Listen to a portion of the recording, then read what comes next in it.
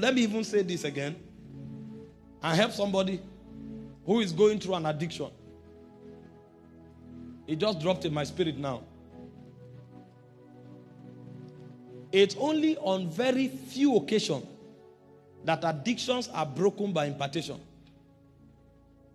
And the people that have the power to break addiction through impartation are not just anointed. They are those who are able to live above that thing. They are the ones that have the witness to break it. A man who is a liar can't break the addiction of lying, no matter how anointed he is. He's a slave of that spirit. A man who is a fornicator cannot break the addiction of pornography and masturbation or of immorality. Himself is a slave, no matter how anointed. He can raise cripples, open blind eyes, but he doesn't have authority in that realm. That's why when there's an addiction, the first thing to look out for is not somebody to pray for you. It's number one, to starve that addiction. Because what energizes that addiction is what you hear and see. If you starve that addiction for a long time, the power will die. And the connection that addiction has to your brain. Because for every addiction, there are neurotransmitters that have been trained to create hormones that power it. When you starve it for a long time, those neurotransmitters will become dormant. And then you have the spirit to deal with.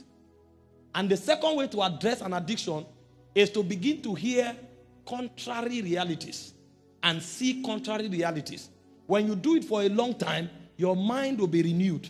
The spirit will no longer have the manipulative power over your mind. It's when these two things are done that you'll be able to cast out the demons and be free from the addiction. If you only cast out the demons, even if the demons don't come back, your brain is already secreting hormones. Your brain will take you back to that addiction. Your soul is already fine-tuned to operate by the law of that addiction. Your soul will take you back. The demon doesn't even need to come back. And so the way you engender that kind of deliverance is to first deal with your mind. Listen, your word is in your mind. I'm telling you, your word is in your mind. If your consciousness is wrong, your word will be wrong. Your life will be wrong. If your consciousness is right, your word will be right, and your mind will be right.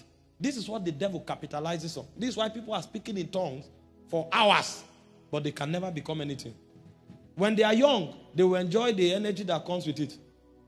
After many years, you will discover that it's only a handful that become champions. Because if you pray and it doesn't affect your mindset, if you study and it doesn't affect your mindset, what you are doing is cramming. That's the difference between a brilliant child and an intelligent child. A brilliant child remembers to pass exam. An intelligent child solves problem. It's about the mind.